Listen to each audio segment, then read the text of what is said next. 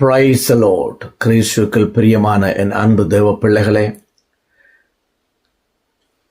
இன்றைய நாளிலும் இந்த ஞாயிற்றுக்கிழமை நாளிலும் ஒவ்வொருவரும் தவறாமல் தேவனுடைய சமூகத்துக்கு கடந்து செல்லுங்கள். கர்த்தர் 6 நாட்களை நம்முடைய காரியங்களை செய்யும்படியாய் தேவன் அனுமதித்திருக்கிறார். இந்த 7வது நாள் தேவன் தனக்கென்று அதை ஒதுக்கி இருக்கிறார். அது தேவனுக்குரிய நாள், அது விடுதலையின் நாள், அது வெற்றியின் நாள்.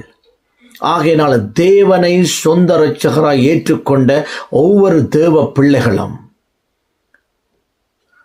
தயவு செய்து தேவனுடைய திருச்சபைகளுக்கு, ஆலயங்களுக்கு உற்சாகத்தோடு மனமகிழ்ச்சியோடு கடந்து சென்று நம்முடைய ஆண்டவராகிய தேவனை முழு உள்ளத்தோடு, முழு பலத்தோடு, முழு ஆத்மாவோடு அவரை துதித்து பாடி ஆராதித்து தேவதாசன் தேவ திருச்சபையில் கொடுக்கிற தேவனுடைய வார்த்தைகளை, பரிசுத்த ஆவியானவர் உங்கள் நடுவிலே பேசுகிற வார்த்தைகளுக்கு உங்கள் இருதயங்களை திறந்து கொடுத்து அந்த வார்த்தைகளிலே பலப்படுங்கள், அந்த வார்த்தைகளிலே ஸ்திரப்படுங்கள். தேவன் அதன் நிமித்தம் அவர் மகிழ்ச்சி அடைகிற தேவனாக இருக்கிறார். கர்த்தர் சொன்னார், நான் என் ஜனங்களை என்னுடைய ஆலயத்திலே கொண்டு வந்து அவர்களை மகிழ பண்ணுவேன். சங்கீதக்காரன் தாவீது சொல்லுகிறார்,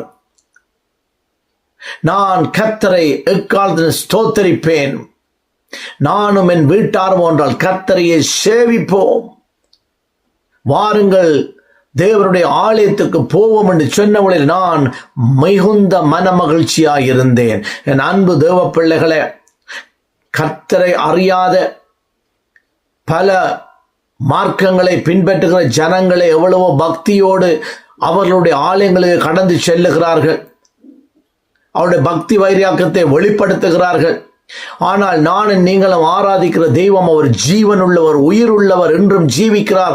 அவருடைய திருச்சபையில மிகுந்த பயபக்தியோடு தேவனுக்கு முன்பதாய், கர்த்தருக்கு முன்பதாய், அவருடைய சன்னிதானத்துக்கு முன்பதாய் தேவ நாமத்தை மகிமைப்படுத்துங்கள். அதன் நிமித்தம் கர்த்தர் மிகுந்த சந்தோஷப்படுகிறார். இதோ இந்த ஜனங்களை நான் எனக்கென்று தெரிந்து கொண்டேன், அவர்கள் என்னுடைய துதியை சொல்லி வருவார்கள்.